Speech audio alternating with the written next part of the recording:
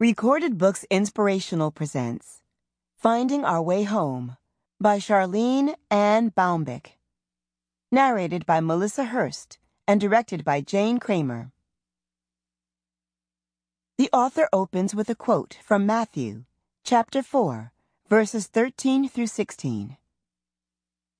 Leaving Nazareth, he went and lived in Capernaum, which was by the lake in the area of Zebulun and Naphtali, to fulfill what was said through the prophet Isaiah, "Land of Zebulun and land of Naphtali, the way to the sea, along the Jordan, Galilee of Gentiles.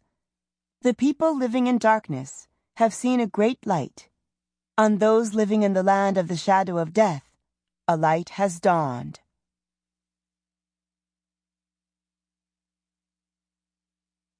And now, Finding Our Way Home.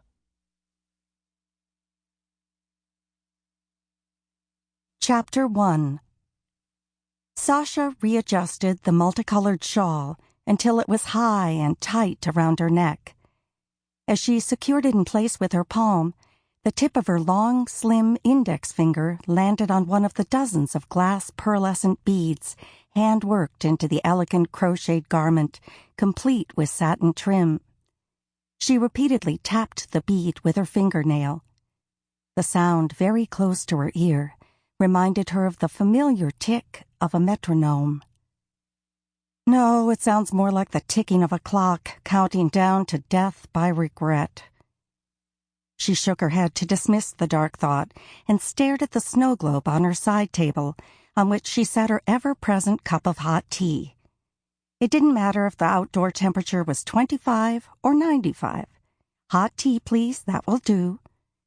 On this midsummer Saturday in Winona, Minnesota, even though it was a humid 87 degrees outdoors, Sasha did not turn on the air conditioning, and still, she felt a slight chill.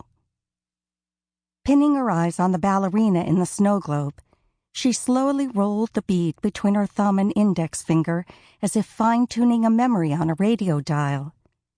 She rocked back and forth in the rocking chair, the only chair in the house that for the most part didn't hurt her back.